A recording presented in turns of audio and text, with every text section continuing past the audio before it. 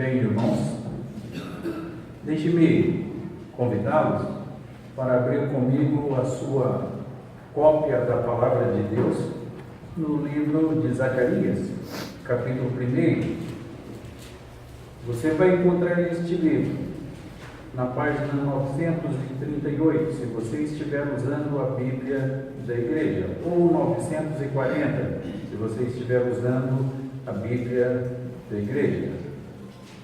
Nós vamos ler do verso 7 até o final do primeiro capítulo. Antes, porém, deixe-me convidá-lo para orar comigo a Deus, suplicando por sua ajuda, e eu convido a igreja a se colocar de pé para orarmos, pedindo iluminação para o texto que vamos ler. Curvemos a nossa cabeça, fechemos nossos olhos e oremos a Deus.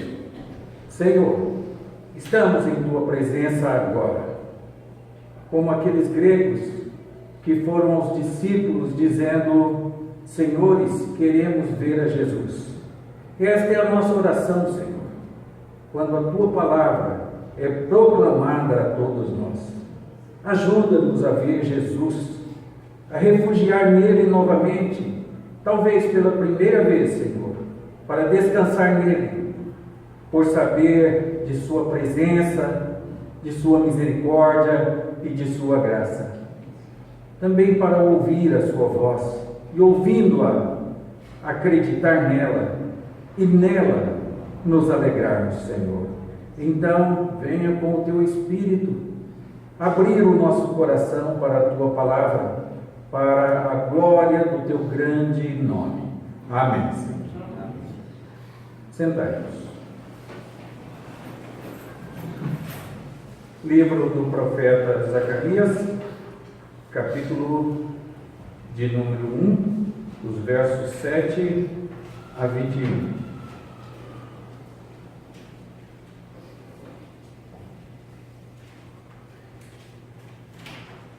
Eu ainda vou insistir com a igreja para lermos de forma responsiva, para nos interagirmos com o texto desde já. Então eu lerei os versos ímpares e os irmãos lerão os versos pares. Lembro que se você estiver usando a Bíblia da igreja, o texto está na página 940, ou algumas na página 938. Então, começa o verso 7, dizendo assim: No 24º dia do mês 11º, que é o mês de Sebate, no 2º ano de Dario, veio a palavra do Senhor ao profeta Zacarias, filho de Baraquias, filho de Ido. E eis um homem montado num cavalo vermelho, que saltará entre as monteiras que havia no vale profundo. Atrás dele se achavam cavalos vermelhos, vários e ciganos. Então perguntei: Meu Senhor, quem são eles? Respondeu-me o anjo que falava comigo: Eu te mostrarei quem são eles. Então respondeu o homem que estava entre as monteiras e disse: São os que o Senhor tem enviado para percorrerem a terra.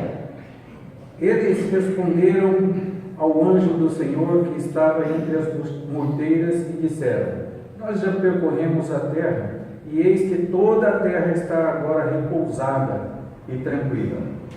Então o anjo do Senhor respondeu: Ó Senhor dos exércitos, até quando não terás compaixão de Jerusalém e das cidades de Judá, contra as quais estás indignado há 70 anos? Respondeu o Senhor com palavras boas, palavras consoladoras ao anjo que falava comigo. E este me disse: Clama, assim diz o Senhor dos exércitos, com grande empenho estou zelando por Jerusalém e por Sião. E com grande indignação estou irado contra as nações que vivem confiantes, porque eu estava um pouco indignado, e eles agravaram o mal. Portanto, Assim diz o Senhor: voltei para Jerusalém com misericórdia, a minha casa nela será edificada, diz o Senhor dos Exércitos, e o cordel será estendido sobre Jerusalém. Clama outra vez, dizendo assim: assim diz o Senhor dos Exércitos, a minha cidade ainda transbordarão de bens, o Senhor ainda consolará a Sião, e ainda escolherá Jerusalém. Levantei os olhos e vi, e eis 4 chifres. Perguntei ao anjo que falava comigo: o que é isto? E ele me respondeu: são os chifres que dispersaram a Judá, a Israel e a Jerusalém. O Senhor me mostrou 4 ferreiros. Todos. Então perguntei: que vem fazer estes? Ele me respondeu: aqueles são os chifres que dispersaram a Judá, de maneira que ninguém pode levantar a cabeça. Estes ferreiros, pois, vieram para os amedrontar, para derribar os chifres das nações que levantaram o seu poder contra a terra de Judá para a espalhar. Amém. Bem, irmãos, nós louvamos a Deus porque Ele falou ao nosso coração através da sua palavra. E nós pedimos que Ele inscreva em nós as suas verdades. Assim nós estamos estudando nesta noite o capítulo 1 de Zacarias e temos lido os versos 7 a 21. Irmãos, a nossa memória é como um baú. E nós nos lembramos de todas as coisas que nos acontecem, dependendo das circunstâncias. Eu me lembro de que quando eu cheguei a São Paulo, um dos meus passatempos favoritos era visitar galerias de arte. Eu gostava de visitar galerias de arte. E eu me lembro de que uma vez fui visitar uma galeria de arte e levei um colega. E eu já havia lido todo o folder que apresentava as obras, então eu olhava os quadros, olhava uns com mais interesse e outros com menos interesse. E o meu amigo disse o seguinte: o que é isso? Eu só vejo aí tinta jogada em uma tela, mas eu não vejo nada e eu não consigo entender nada do que está aí. Diante da visão que ele tinha daqueles quadros, o que ele entendia era nada. Era essa a situação dele. Eu já tinha lido o folder, então pelo menos sabia quem havia pintado e sabia mais ou menos o que ele havia tentado expressar com aquilo. Mas também não conseguia ver aquilo que estava escrito que aquela pintura, aquele quadro representava. Então a visita à Galeria de Artes Modernas era assim interessante. Bem, eu vou apresentar a vocês algumas visões de Zacarias. 8 visões, para falar a verdade. E eu espero que a visita a essa galeria de Zacarias não seja como foi aquela visita a uma exposição de artes modernas para o meu colega. Aquilo não representava nada. Então eu espero que esta passagem seja compreendida e seja o ensino dela desfrutado por todos nós. Se você já leu o livro de Zacarias, você já deve ter sentido, eu acho, alguma coisa mais ou menos parecida com o que sentiu o meu amigo na visita na Galeria de Arte Moderna. A gente lê o livro e é difícil de compreender. Talvez, quando nós terminarmos esta visita aqui, a esta Galeria de Arte Profética, nós sejamos tentados a perguntar se nós entendemos alguma coisa. Mas eu espero conseguir que vocês compreendam esta passagem, conseguir mais, que ela seja útil para a vida de vocês. Profecia, às vezes, é assim, não é? A gente lê e a gente vê lá 4 cavalos, 4 chifres, 4 ferreiros, e a gente pergunta: o que é isso? E eu estava estudando o livro de Zacarias no período de férias, e foi o meu tempo de lazer com a palavra de Deus. E de repente me deparei lá com uma passagem em que Zacarias diz assim: e olhei e eis um rolo voante, né? E eu disse: está parecendo mesmo uma galeria de arte moderna. O que é esse rolo, esse pergaminho voante tão grande, de 18 côvados? E então nem sempre é uma coisa muito simples. Talvez nós sintamos que as imagens de Zacarias sejam apenas abstratas e que sejam muito difíceis para serem compreendidas. Bem, como espero que comecemos a ver nesta noite, nada poderia estar mais longe da verdade do que imaginar que a visão de Zacarias fosse abstrata. Não é. É uma visão prática. E o livro de Zacarias, ele fornece uma base muito ampla para o livro de Apocalipse. E uma coisa que é o livro de Zacarias é prático.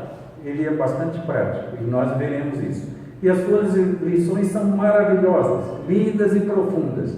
E eu acredito que todos vocês, depois desses próximos 3 meses, hão de gostar mais do livro do profeta Zacarias. Essas 8 visões tidas por Zacarias nos capítulos iniciais. Bem, veja aí, vamos ao texto. Eu tomei a liberdade de transcrevê-lo para que você acompanhe. Diz assim: no 24º dia do mês, 1º, que é o mês de Sebade, no 2º ano de Dario, veio a palavra do Senhor ao profeta Zacarias, filho de Baraquias, filho de Ido. Zacarias realmente sinaliza tanto quanto as palavras de abertura de nossa passagem aí. O verso 7, ele mostra uma coisa interessante. No 24º dia, e assim até o final do verso, ele fala de quem era. E eu fiquei impressionado sobre o modo tão específico que Zacarias datou a sua profecia. Ele falou os detalhes, de tal forma que quando nós vamos aos livros históricos, nós podemos dizer o seguinte, que as visões que ele teve tiveram lugar no dia 15 de fevereiro do ano de 519 antes de Cristo. 15 de fevereiro do ano 519 antes de Cristo. Cerca de 3 meses e meio por aí, depois daquele sermão que ele pregou, que vai do verso 1 até o verso de número 6, aí no capítulo 1, sobre o qual nós falamos semana passada. Então ele pregou o primeiro sermão, os versos de 1 a 6, e dali a 3 meses e meio, ele pregou agora novamente, falando sobre essas visões. Ele teve essas visões tão impressionantes. Então, é no mínimo curioso o livro de Zacarias. Ele está sinalizando, embora obscuras e às vezes inacessíveis sejam essas visões, essa especificidade demonstra que as visões não eram oriundas, não vinham de uma mente doentia, mas eram visões reais, que de fato aconteceram no tempo, em uma data determinada, em circunstâncias muito claras apresentadas por ele. Então, quando ele diz aí no 24º dia do mês, 1º, o mês 11, né? Para nós seria novembro, que é o mês de Sebate, no 2º ano de Dario, veio a palavra do Senhor ao profeta Zacarias, filho de Beraquias, filho de Ido. Então ele é muito específico. E isso é importante, porque mostra que a sua profecia não é fruto de uma mente doentia. Ele é histórico e ele mostra os detalhes. E a gente pode descobrir exatamente quando aquilo tudo teve lugar, quando tudo aquilo aconteceu. Bem, irmãos, isso quer dizer então que a sua visão está localizada na história. Eu quero que você note aí 4 coisas nessa visão. A primeira delas é um quadro da presença do Senhor, um quadro da presença de Deus. A segunda dessas visões é um quadro da paz mundial, da paz mundial. E a terceira é a promessa de prosperidade de Sião. E a quarta coisa é o padrão de punição de Deus. Então, essas 4 coisas que queremos destacar na passagem lida hoje. Aqui em nosso texto, nós temos um quadro primeiro da presença de Deus, dos versos 7 a 11. E no verso 8 ele diz assim: tive de noite uma visão, e eis um homem montado num cavalo vermelho. Interessante, a palavra aqui realmente não é vermelho, a palavra é castanho. A palavra para castanho, de cavalo castanho, né? E é assim que nós falamos de cavalos e de cores de cavalo. Nós não falamos de cavalo vermelho, né? Então ele é um cavalo castanho aqui. E são cores muito comuns em cavalos. E esta misteriosa figura que Zacarias enxerga dentro do bosque de murtas, em um vale, e ele desmonta e caminha entre as árvores. Guardem isso, a figura está entre as árvores e caminha entre as árvores. É assim que ele enxerga aquele homem. O verso 9 nos mostra que Zacarias ficou tão confuso quanto nós, eu acredito, ao querer entender o significado disso. Então, no verso 9, nós lemos assim: então perguntei, meu Senhor, quem são estes? Respondeu-me o anjo que falava comigo: eu te mostrarei quem são estes. Está vendo? Zacarias também não entendeu. Zacarias também não sabia de que se tratava. E o anjo promete explicar. Ele diz: eu te mostrarei quem são eles. E eu espero que esse anjo do Senhor nos mostre hoje também quem são estes aí vistos por Zacarias. Bem, ele é aquele que enche os olhos de Zacarias no verso de número 8. Ele é o anjo do Senhor.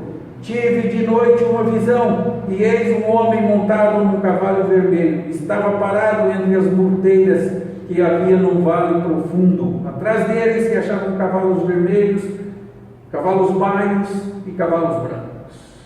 Então Zacarias não entendeu, mas este anjo do Senhor, a quem ele viu, arrebatou a atenção dele, chamou tanto a atenção dele que ele não conseguia desprender os olhos deste anjo que ele vira.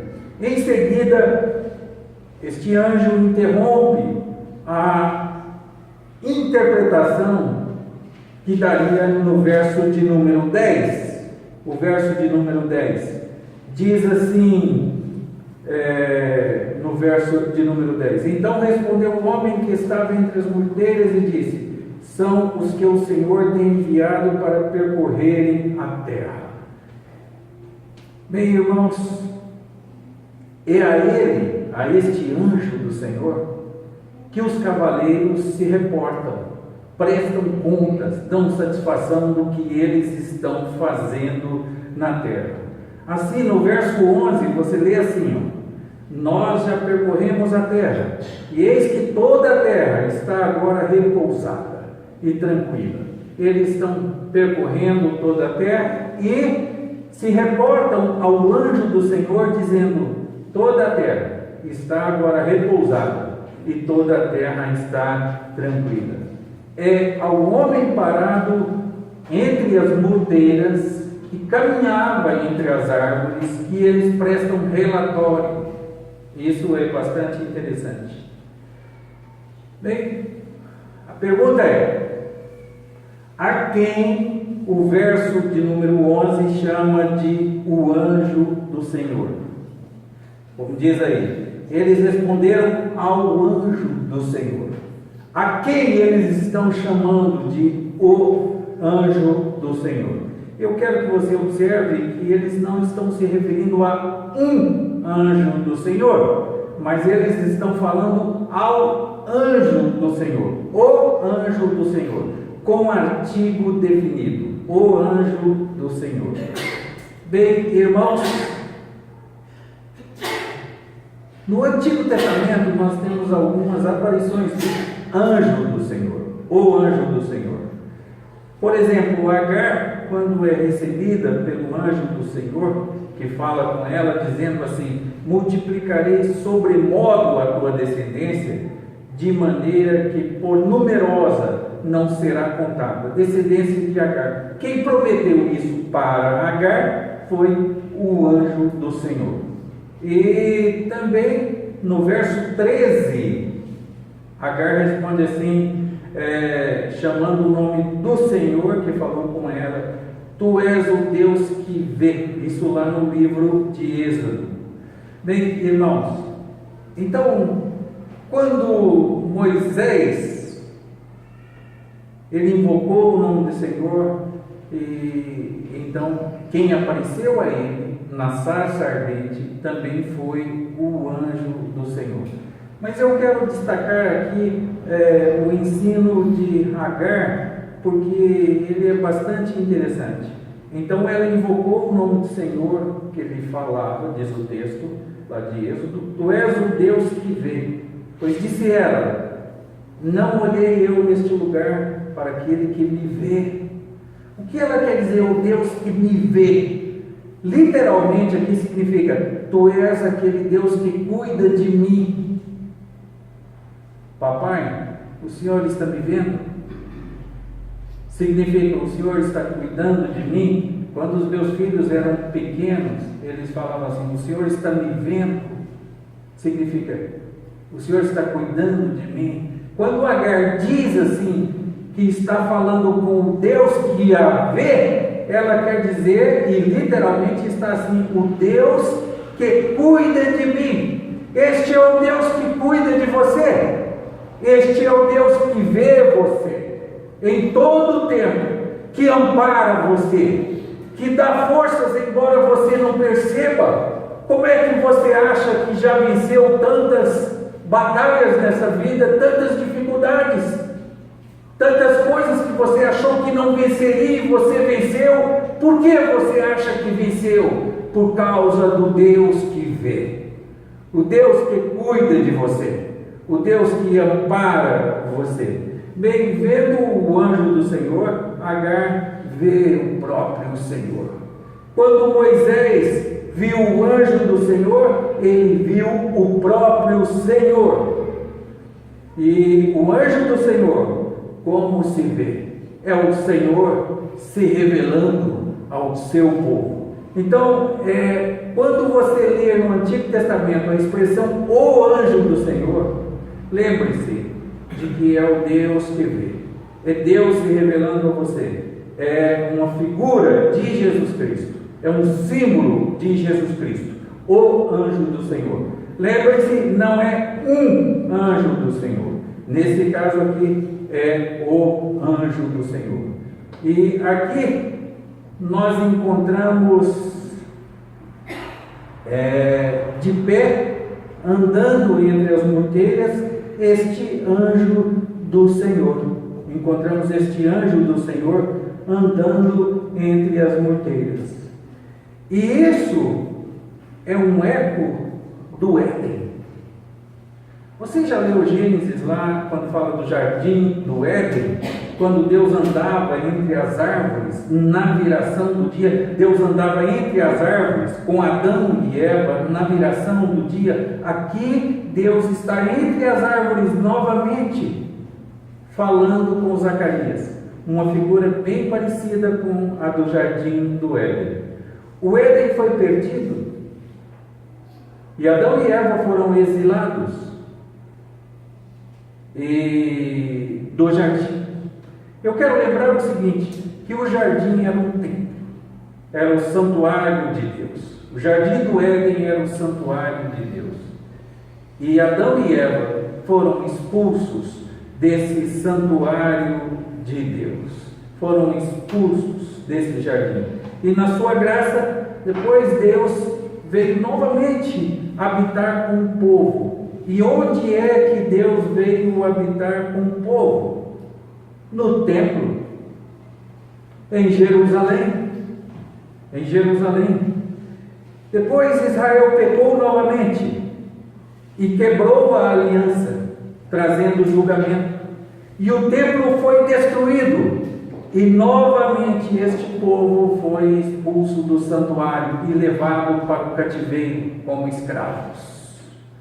Então o Senhor envia um profeta, como lá no capítulo 55 de Isaías, no verso 13, dizendo assim: em lugar, e esse versículo é chave para entendermos isso, em lugar do espinheiro crescerá o cipreste, e em lugar da sarça crescerá a murta. Onde estava o anjo do Senhor? Entre as murteiras, onde a profecia dizia que cresceria a murta, e será isto a glória para o Senhor, e o memorial eterno que jamais será extinto. Prometeu-lhes um Éden restaurado. Então o que você vê? Um tempo por vir, quando habitaria no meio deles mais uma vez o Senhor. O que nós encontramos em Zacarias é uma promessa de um Éden restaurado, renovado, e tudo novamente maravilhoso, espetacular, como Deus criou. E se você ler no livro de Gênesis, no capítulo 1, depois de cada coisa criada, Deus diz o seguinte: e viu Deus que era bom. E depois, quando ele termina todas as coisas, ele diz: e viu Deus que era muito bom. Então, se era muito bom as obras, se eram muito boas as obras das mãos de Deus, eram boas para Deus, eu fico imaginando o quanto elas seriam boas para mim. Então eu olho este Éden restaurado, que Jesus nos garante, que Deus nos promete e nos promete aqui através de Zacarias. Então é por essa razão que o anjo do Senhor, que é o próprio Senhor, revela-se a Zacarias andando entre as murteiras, por causa da profecia de Isaías e por causa do Éden restaurado, o Éden renovado. Essa é a promessa que nós temos, portanto. Então é a resposta de Deus para um povo sofrido, um povo abalado, um povo que tinha passado por escravidão. Ele vem, então, o anjo do Senhor, e se coloca entre as árvores de murta, entre as murteiras. Ele caminha mais uma vez no jardim, como que pela viração do dia, lá em Gênesis, logo no seu capítulo de número 2, então mostrando a presença do Senhor com o povo. 2 e 3. Bem, irmãos, é claro, um quadro que haveria de esperar para ser cumprido. Não em um templo reconstruído de Jerusalém, mas na vinda de Jesus. Então em Zacarias nós temos a promessa não só da reconstrução do templo, mas nós temos a promessa da vinda de Jesus Cristo, da volta de Jesus Cristo, da vida primeiro e depois da volta de Jesus Cristo. É em Jesus, quando o próprio Deus assumiu a carne, quando ele veio e habitou entre nós, mais plenamente, que nós temos a presença do anjo do Senhor. Eu gosto muito da expressão lá que diz assim: o anjo do Senhor acampa-se ao redor daqueles que o temem e os livra. Quem é o anjo do Senhor? É Jesus Cristo. E eu gosto desse versículo, no Salmo de número 34, no verso de número 7. O anjo do Senhor acampa-se ao redor daqueles que o temem e os livra. Bem, irmãos, o anjo do Senhor andou entre as árvores do jardim com Adão e com Eva. Depois, o anjo do Senhor estava presente lá no tabernáculo, quando o povo andou pelo deserto. De dia era uma nuvem, e à noite uma coluna de fogo. Isso era a presença do Senhor entre eles. Depois, o anjo do Senhor agora continua andando entre as árvores, e o tempo ainda continua. Deus se revela a este povo através de Zacarias. E depois, enfim, tem o candelabro, o candeeiro lá do templo, que indica que é a presença do Senhor com o seu povo. Como eu gosto de saber, não tem nada que me incentiva mais, não tem nada que me dá mais forças do que dia a dia saber que Deus está comigo. Eu quero perguntar a vocês, o que vocês acham que fez Abraão sair do meio da sua parentela e ir para um lugar desconhecido? É porque Deus estava com ele. O que vocês acham que fez Moisés conduzir o povo pelo deserto por um período de 40 anos? Moisés chegou a orar dizendo: se a tua presença não for conosco, não nos faça subir deste lugar. A presença de Deus com você é a coisa mais rica que você tem, é a coisa mais importante que você tem. Nos momentos difíceis, a presença de Deus está com você. Nos momentos alegres, a presença de Deus está com você.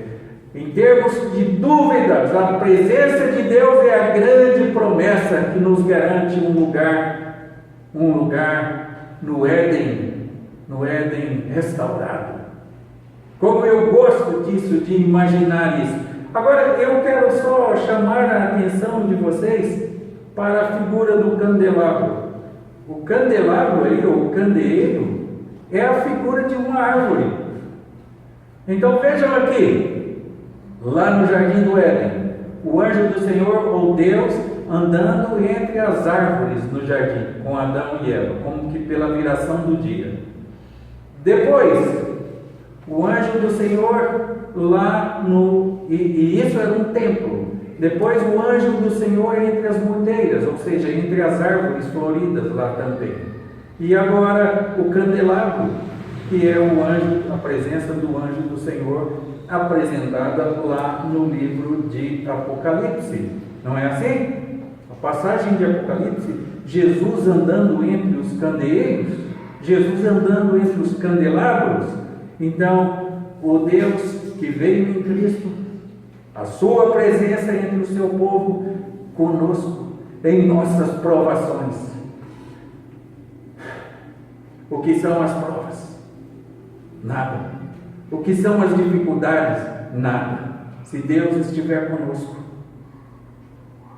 Se Deus é por nós, quem será contra nós? Esta é a verdade, irmãos. É isso que Zacarias está dizendo para o povo. O anjo do Senhor está lá entre as monteiras. Vai haver um templo reconstruído e eu vou andar entre esse povo novamente. Confiem que vocês serão vitoriosos. Bem, esta é a mensagem de Zacarias na primeira etapa de sua visão. Ele é o Senhor. E, finalmente, Jesus Cristo em pé no Éden restaurado, em comunhão com o povo sofrido de Deus. Aqui está o Filho do Homem que anda entre os candeeiros, que nunca jamais abandonará ou abandona a igreja. Lembrando que candeeiro é uma figura, um desenho de uma árvore com seus frutos. Com seus frutos. E Jesus anda entre as árvores, ou seja, que representam aqui a igreja. Tá? E nós temos uma árvore lá no jardim do Éden, chamada Árvore da Vida. E essa árvore da vida é também o Senhor. É Ele que nos dá a vida. Eu gosto demais. Gente, eu vou falar para vocês. Os meninos riem de mim porque no período de férias eu vou estudar Bíblia. Não tem nada melhor do que estudar Bíblia. É bom demais estudar Bíblia.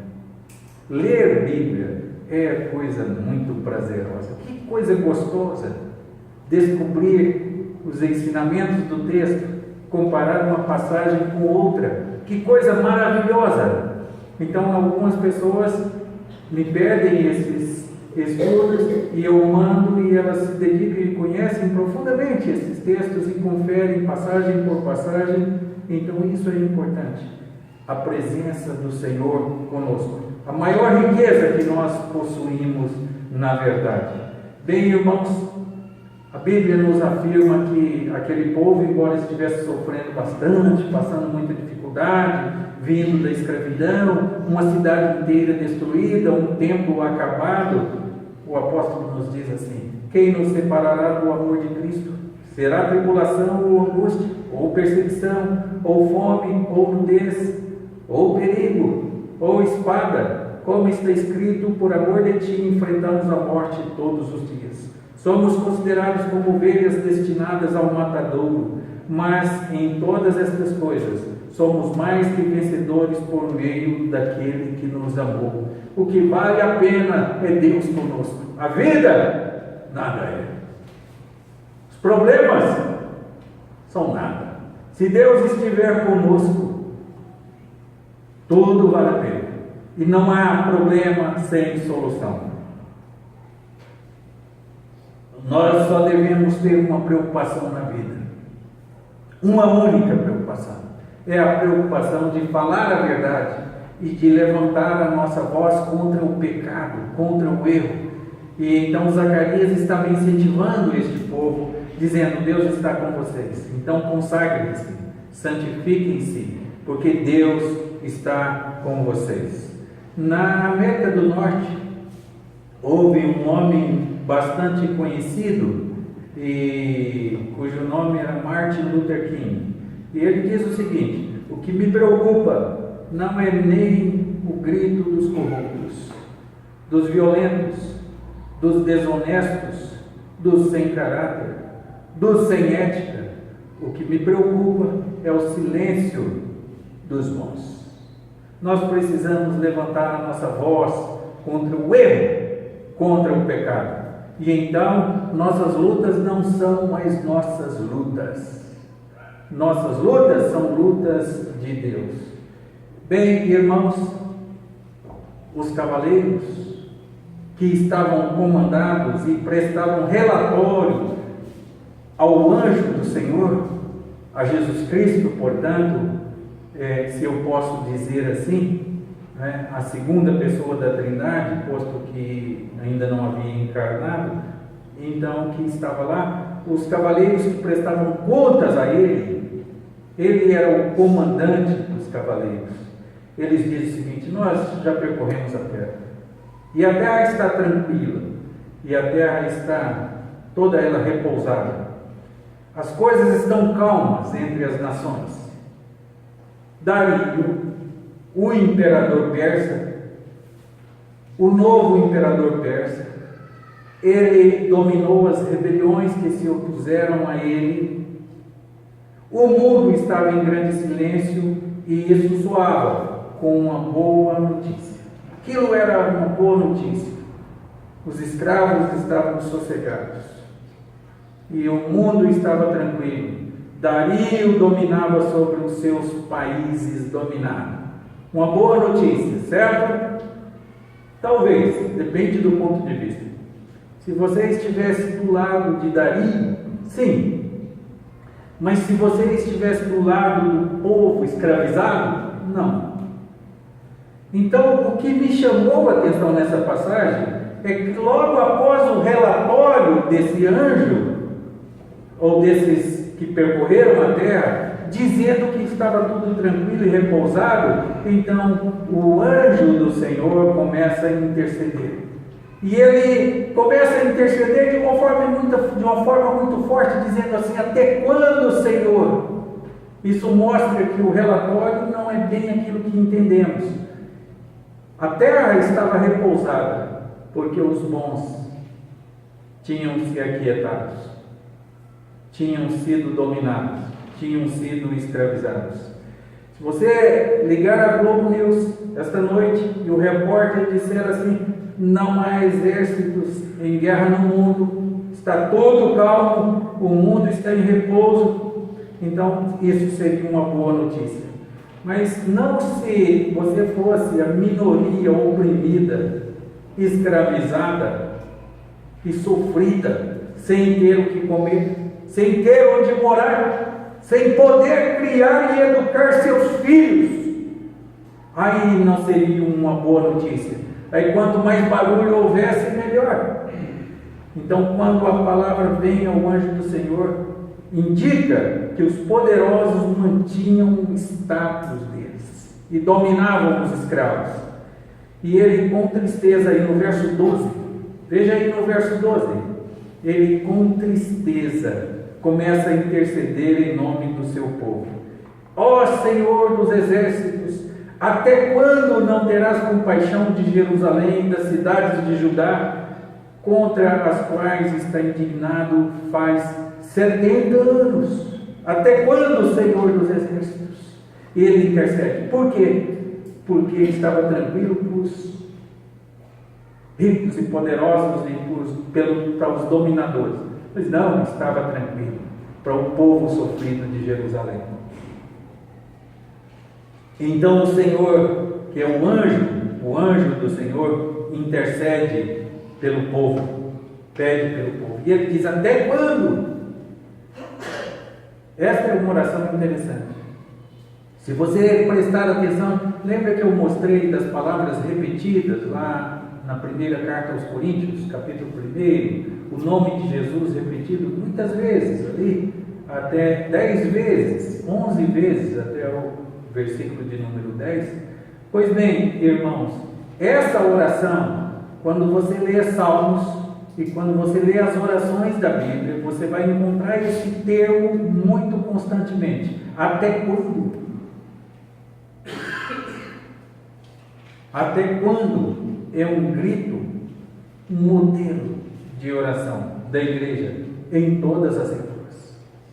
A igreja orou assim. Por exemplo, no Salmo 35, no verso 17, a gente lê assim: até quando, Senhor, ficarás olhando? Livra-me a alma das violências deles, dos leões. No Salmo de número 13, repete 4 vezes lá nos 2 primeiros versos do Salmo de número 13: até quando, Senhor? Essa expressão na língua que foi escrita é uma expressão que denota grande força, grande lamento. Até quando, Senhor?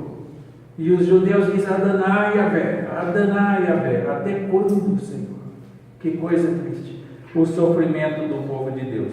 Então é um grito angustiado da igreja martirizada também. Igreja martirizada, estão lembrados lá do livro de Apocalipse, que nós estudamos aqui, no capítulo 6, no verso de número 10, porque lá nós temos assim: até quando, ó soberano Senhor, santo e verdadeiro, não julgas nem vingas o nosso sangue dos que habitam sobre a terra? Até quando? Por exemplo, o grito da igreja em sofrimento em todas as épocas. Até quando, ó Senhor, permitirás a injustiça e o reinado dos pecadores impunes? Até quando? Esta é a oração da igreja. Agora eu quero que você observe cuidadosamente aqui que não é o clamor mais da igreja, não é a igreja que está orando. Quem está intercedendo aqui é o anjo do Senhor. É ele que ora pela igreja, e nenhum dos seus pedidos jamais deixou de ser atendido. Então eu me alegro e confio quando eu deposito a minha ansiedade, o meu problema aos pés de Jesus Cristo, porque eu sei que Ele não deixará isso passar batido. Eu sei que Ele me sustentará. Quando eu coloco meu no altar do Senhor, na presença do Senhor, aos pés de Jesus Cristo, eu tenho quem me defende. É Ele aqui que ora por mim. E a Bíblia diz que Deus, o Pai, nunca, jamais deixou de atender um só dos seus pedidos. Toda a oração que Jesus faz, o Pai atende. Bem, aqui é o anjo do Senhor. É Jesus Cristo que está orando, dando voz aos nossos clamores e articulando com a dor e o sofrimento inexprimíveis do povo de Deus. Bem, acho que a mensagem é clara aqui, não é? Quem está com a gente? Verso 7 a 11. Nunca deixa de orar por nós. Verso 11 e 12. Quem está conosco? Nunca deixa de orar por nós, de interceder por nós. E eu confio nisso. Não somente Jesus nunca nos abandonará. Ele nunca vai parar de interceder por você. Jamais Ele vai parar de interceder por você.